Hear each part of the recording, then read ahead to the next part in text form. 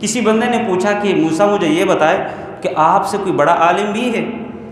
موسیٰ علیہ السلام نے کہا کہ نہیں بھی مجھ سے بڑا عالم کوئی نہیں۔ خضر علیہ السلام نے ایک چھوٹا بچہ اس کی گردن کو پکڑ کر مروڑا، منکا توڑ کے اس کو مار دیا۔ ان کے والد صاحب بڑے نیک گزرے ہیں اور ان کے والد صاحب نے اس دیوار کے نیچے ایک خزانہ چھپا کر رکھا ہوا ہے۔ ایاک نعبد و ایاک نستعین۔ آگے موسیٰ اور خضر علیہ السلام کا واقعہ ہے، بڑا معروف واقعہ، آپ لوگوں نے سنا ہوگا، میں اس کی تفصیل میں نہیں جاتا۔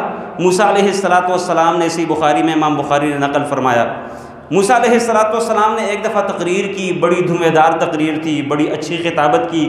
کسی بندے نے پوچھا کہ موسیٰ مجھے یہ بتائے کہ آپ سے کوئی بڑا عالم بھی ہے؟ موسیٰ علیہ السلام نے کہا کہ نہیں بھی مجھ سے بڑا عالم کوئی نہیں۔ میرے رب کو یہ بات اچھی نہ لگی، ناگوار گزری۔ میرے رب نے موسیٰ اپنے بندے اپنے رسول سے کہا کہ ہاں ہمارا ایک بندہ ایک ایسا بھی ہے جو تجھ سے زیادہ علم رکھنے والا ہے۔ اب موسیٰ علیہ السلام تھے، ان کو یہ بات پہنچنی ہی تھی کہ ان کے دل میں ایک تڑپ پیدا ہوئی علم کو حاصل کرنے کی، کہ بھئی جہاں کہیں بھی ہو میں جا کر سیکھ لوں، میں جا کر اس کا شاگرد بنوں، بھلے وہ نبی ہیں، بھلے ان کے پاس جبریل آتے ہیں، بھلے وہ اللہ تعالیٰ کی طرف سے بھیجے ہوئے ایک پیغمبر ہیں، لیکن جب انہیں یہ پتہ چلا کہ ایک بندہ ایسا بھی ہے جس کے پاس مجھ سے زیادہ علم ہے، فوراً رخت سفر باندھا، فوراً اپنے رب سے پوچھتا ہے کہ یہ بتا یہ بندہ مجھے ملے گا کہاں؟ میرے رب نے بتایا کہ مجمع البحرین، جہاں دو سمندر ایک ساتھ ملیں گے وہاں یہ بندہ تجھے ملے گا۔ موسیٰ علیہ السلام نے اپنے ساتھ اپنے غلام یوشع بن نون کو لیا، چل پڑے، اپنے ساتھ خوراک اور توشہ دان میں کچھ نہ کچھ لے لیا، چلتے گئے اور اللہ تعالیٰ نے انہیں ایک نشانی بھی یہ بتا دی تھی کہ آپ اپنے ساتھ ایک مچھلی لیں اور جس جگہ یہ مچھلی آپ کی ٹوکری سے اچھل کر سمندر میں جا گرے، چھلانگ لگا دے، وہیں پر آپ کو ملنا ہے۔ اب وہ لوگ ٹوکری میں اپنے ساتھ ایک مچھلی بھی لیے، چل پڑے، چلتے گئے، سفر کرتے رہے۔ ایک جگہ انہوں نے ٹھہراؤ ڈالا، تھوڑا پڑاؤ ڈالا، ٹھہرے تھوڑی دیر کے لیے، اور اسی جگہ موسیٰ علیہ السلام کی آنکھ لگ گئی۔ آنکھ لگنی ہی تھی، وہ مچھلی وہیں سے اچھل کے سمندر کے اندر گئی، اور اس نے ایک عجیب اتفاق، پانی کا خاصہ یہ ہے، ہماری پشتوں میں ایک کہاوت ہے کہ پانی جتنا مرضی اس کو کسی چیز کے ساتھ الگ کرنے کی کوشش کی جائے وہ الگ ہوتا نہیں ہے، ایک مرتبہ سے ہو جائے دوبارہ سے مل جاتا ہے، یہ پانی کا خاصہ ہے۔ لیکن اس مچھلی نے جوں چھلانگ لگائی وہاں پر ایک سرنگ نما سوراخ سا بن گیا، وہ پانی آپس میں ملا نہیں۔ یوشع بن نون نے یہ سب کچھ دیکھا لیکن موسیٰ علیہ السلام کو بتانا بھول گئے۔ اگلے دن اٹھے، اگلے دن صبح ناشتے تک چلتے رہے، یعنی 24 گھنٹے مزید انہوں نے سفر کیا۔ وہاں جا کر پوچھتے ہیں کہ یار کوئی ناشتے واشتے کے لیے کوئی ترتیب بنا، بہت زیادہ تھک گئے ہیں۔ اللہ کے نبی علیہ السلام نے فرمایا کہ اب تک، یعنی موسیٰ علیہ السلام جب اپنے منزل مقصود سے آگے نکل گئے تب جا کر انہیں تھکاوٹ محسوس ہوئی، اور یہ بھی میرے رب کی طرف سے ایک اشارہ تھا، میرے رب کی طرف سے ایک عندیہ تھا کہ بھئی آپ لوگ ڈی ٹریک ہو چکے ہیں، اپنے منزل مقصود سے آگے نکل چکے ہیں۔ تب تک انہیں کوئی تھکاوٹ نہیں تھی، لیکن جب وہ آگے نکل گئے تب جا کر انہیں تھکاوٹ محسوس ہونا شروع ہو گئی۔ اپنے غلام یوشع بن نون سے کہتے ہیں کہ کھانے کے لیے لے آئے، انہوں نے ٹوکری دیکھی، انہیں فوراً وہ مچھلی یاد آئی کہ وہ مچھلی تو نہیں ہے، اور فوراً ان کو بتایا کہ وہ مچھلی تو ہم بھول گئے تھے۔ موسیٰ علیہ السلام تھوڑا غصے بھی ہوئے، تھوڑا سا ان کی طبیعت بھی جوشیلی مزاج تھا، ان کا جوشیلا مزاج تھا، غصے ہوئے، کہتے یہی تو ہم ڈھونڈنے کے لیے نکلے ہیں۔ فوراً اپنے نشانات قدم کو دیکھتے دیکھتے واپس پلٹے، واپس جب اپنی جگہ پر پہنچے دیکھے ایک بندہ لیٹا ہوا ہے، چادر اپنے اوپر اوڑھی ہوئی ہے۔ اس نے سلام کہا، اس بندے نے جواب دیا اور کہا کہ بھئی یہاں پر یہ سلام کرنے والا کون آیا؟ کہتے کون ہے؟ اس نے کہا موسیٰ۔ کہتے کون سا موسیٰ؟ بنی اسرائیل والا موسیٰ؟ کہتے ہاں وہی بنی اسرائیل والا موسیٰ۔ ہاں بتائے آئیں، کیسا آنا ہوا؟ انہوں نے کہا کہ بھئی آپ سے کچھ سیکھنے کے لیے میں نے سفر کیا ہے، آپ سے کچھ سیکھنا چاہتا ہوں۔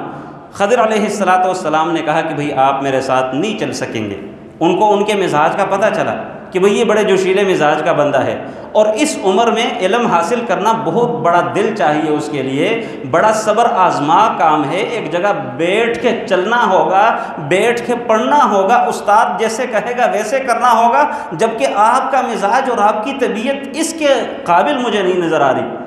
موسیٰ علیہ السلام ڈٹ گئے، انہوں نے اصرار کیا کہ نہیں بھائی جیسے ہوگا میں نے آپ کے ساتھ چلنا ہوگا۔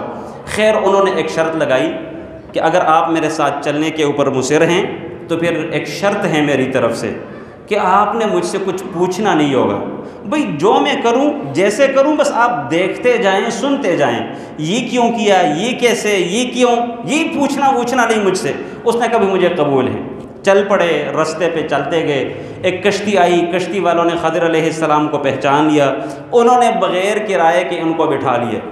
جوں بیٹھے ایک چڑیا آئی، چڑیا آ کر کشتی کے کنارے بیٹھ گئی اور اس نے اپنی چونچ کو سمندر میں ڈبویا۔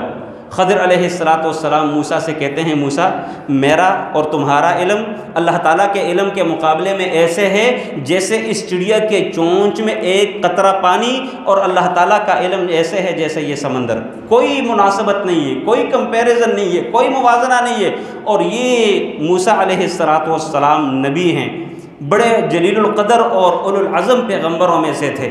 بہرحال تھوڑی دور گئے، انہوں نے خضر علیہ السلام نے ایک کلہاڑا پکڑا اور کشتی کا ایک تختہ توڑ دیا۔ موسیٰ علیہ السلام بڑے حیران، انہوں نے کہا بھئی مسئلہ یہ ہے انہوں نے ہم سے کرایہ بھی نہیں لیا، بغیر کرائے فری آف کاسٹ ہمیں بٹھایا اور آپ ان کی کشتی کو توڑ رہے ہیں۔ خضر علیہ السلام نے کہا کہ بھئی میں نے آپ کو کہا تھا نا کہ بولنا نہیں بیچ میں جو کروں جیسے کروں بس دیکھتا جا سنتا جا۔ اس نے کہا بھئی غلطی ہو گئی، آئندہ ایک موقع اور دیجیے گا۔ کشتی سے نیچے اترے، آگے جا کر دیکھا کچھ بچے کھیل رہے ہیں۔ خضر علیہ السلام نے ایک چھوٹا بچہ اس کی گردن کو پکڑ کر مروڑا، منکا توڑ کے اس کو مار دیا۔ موسیٰ علیہ السلام سے پھر نہ رہا گیا، انہوں نے پھر سے کہا کہ بھئی ایک ایسا انسان جو اس نے کوئی گناہ نہیں کیا، ابھی چھوٹا ہی ہے اور آپ نے اس کو قتل کر دیا، مار دیا۔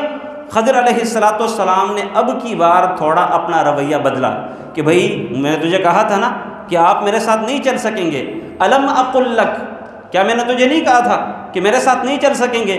آخر کار موسیٰ علیہ السلام نے ایک اور چانس مانگ لیا کہ مجھے ایک اور چانس ملے، آئندہ میں نہیں کروں گا۔ آگے تھوڑا چل کر گئے ایک بستی میں، وہاں جا کر ان لوگوں سے ضیافت کا مطالبہ کیا، انہوں نے کوئی ضیافت ویافت نہیں کی، کوئی کھانا وانا نہیں دیا ان کو۔ جا کر ایک سائڈ پہ بیٹھ گئے، ایک دیوار انہوں نے دیکھی بالکل گرنے کے قریب تھی۔ خضر علیہ السلام اٹھے، جا کر دیوار کے اوپر یوں ہاتھ پھیرا، وہ دیوار سیدھی کر دی، درست کر دی۔ موسیٰ علیہ السلام نے پھر کہا، دخل اندازی کی ان کے کام میں کہ بھئی یہ بستی والے ہم نے ان سے ہونا تو یہ چاہیے کہ اپنی طرف سے ہماری ضیافت کرتے، وہ تو انہوں نے نہیں کیا۔ جب ہم نے مطالبہ کیا تو ہمارا مطالبہ کرنے پر بھی انہوں نے ہماری کوئی ضیافت نہیں کی، کوئی کھانے کے لیے نہیں دیا، اور آپ ان کی دیواریں سیدھی کر رہے ہیں، درست کر رہے ہیں، ان کی دیواریں ٹھیک کر رہے ہیں۔ چلو اگر ٹھیک کرنی ہی تھی تو کچھ نہ کچھ اجرت لے لیتے، کوئی مزدوری لے لیتے، کوئی کھانے کے لیے ہمارا بندوبست و سامان ہو جاتا۔ خضر علیہ السلام نے کہا کہ بھئی مسئلہ یہ ہے کہ میرا اور آپ کا چلنا آگے ناممکن ہے، فراق بینی و بینک، یہیں سے آپ نے اپنے رستے پہ چلنا ہوگا، میں نے اپنے رستے پہ چلنا ہے۔ یہ ایک واقعہ جو انتہائی اختصار کے ساتھ میں نے آپ کے سامنے رکھا، اس واقعہ میں جو درس ہے، جو سبق ہے، جو مسلمانوں کے لیے ایک تسلی و تشفی کا سامان ہے، وہ یہ ہے کہ ہر وقت یہ نہیں کہ ہوائیں جس طرف چلتی ہیں تو کشتیاں اسی طرف جائیں گی، کئی مرتبہ ایسے ہوگا ہوا کا رخ کسی طرف ہوگا، کشتیاں کہیں اور نکل جا پڑیں گی۔ خضر علیہ السلام نے جو کام کیے یہ میرے رب کی طرف سے ان کے پاس ایک علم تھا، اور آخر میں جا کر تینوں کی ڈیٹیل انہوں نے بتا دی تھی۔ جہاں تک کشتی کا معاملہ تھا، دراصل یہ کشتی جس طرف جا رہی تھی وہاں ایک ظالم بادشاہ تھا جو ہر خوبصورت اور اچھی کشتی کو غصب کرتا تھا۔ میں نے ان کی کشتی کو عیبدار بنا دیا، ان کا ایک تختہ توڑ کے میں نے اس کو ابدار بنا کر ان کی کشتی بچائی ہے۔ بظاہر تھوڑا سا نقصان ان کا کر لیا، لیکن اس چھوٹے نقصان کی وجہ سے بڑا سارا ان کا نقصان جو ہونے جا رہا تھا اس سے ان کو بچا لیا۔ جہاں تک چھوٹے بچے کی بات ہے تو دراصل اس نے بڑے ہو کر، اللہ تعالیٰ کے علم میں سب کچھ ہے، اس نے بڑے ہو کر اپنے والدین کے لیے فتنہ بننا تھا، ان کے عقیدے، ان کے نظریے کو برباد کرنا تھا۔ میرے رب کے حکم سے بچپنا ہی میں نے اس بچے کی روح اللہ تعالیٰ کے حکم سے قبض کر لی، اس کو مار ڈالا۔ اللہ تعالیٰ ان کے والدین کو صبر بھی دے گا، اور اب چونکہ نوجوان ہیں والدین، ان کو ان کا نعم البدل بھی عطا کرے گا، اور اس چھوٹے بچے کے اس عمر میں مر جانے کی وجہ سے ان کے والدین اس بچے کے فتنہ بننے سے بھی بچ جائیں گے۔ اور جہاں تک دیوار کا معاملہ ہے تو دراصل یہ کچھ یتیم ہیں، اسی بستی میں رہائش پذیر ہیں، اور ان کے والد صاحب بڑے نیک گزرے ہیں، اور ان کے والد صاحب نے اس دیوار کے نیچے ایک خزانہ چھپا کر رکھا ہوا ہے۔ جب کہ یہ دیوار اگر گر جاتی، ابھی وہ چھوٹے بچے ہیں، بستی والے آ کر سب سامان اٹھا کر لے جاتے، ان بیچاروں کا کچھ بھی نہ بچتا۔ لہٰذا ان کے باپ دادا کی اچھائی کی وجہ سے، ان کی نیکی کی وجہ سے، ان کا نیک ہونے کی وجہ سے، اللہ تعالیٰ کے حکم کی وجہ سے یہ دیوار دوبارہ درست کرا دی تاکہ وہ گرے نہ، اور یہ یتیم بڑے ہوں، بالغ ہوں، اور پھر وہ خزانہ وہاں سے نکالے اور اپنے لیے زندگی گزارنے کا سامان اور ترتیب بنا سکے۔ تو معلوم بظاہر یہی ہو رہا ہے کہ زیادہ تر نقصان ہے۔ کشتی توڑ دی، پانی آتا، لوگ ڈوب جاتے، یا کم از کم کشتی نہ بھی ڈوبتی تو ان کی کشتی ابدار بنا دی تھی۔ اسی طریقے سے جو چھوٹا بچہ، نہ کوئی گناہ ہے نہ کوئی مسئلہ ہے، اس کو جو قتل کر دیا، لیکن بظاہر معاملات کچھ ہوتے ہیں، اندر کھاتے میرا رب جو کروا رہا ہوتا ہے وہ میرے رب کے علم میں ہوتا ہے۔ اور اسی وجہ سے تو اللہ کے نبی علیہ السلام کے سامنے جب کبھی ایسا کوئی معاملہ آتا جو کہ بظاہر عقل میں نہ آنے والا ہوتا، بظاہر نقصان نظر آ رہا ہوتا، میرے نبی کیا کہتے؟ قدر اللہ وما شاء اللہ فعل، یہ میرے رب کی طرف سے تقدیری معاملہ تھا، اور میرا رب جو چاہتا ہے وہ کر گزرتا ہے۔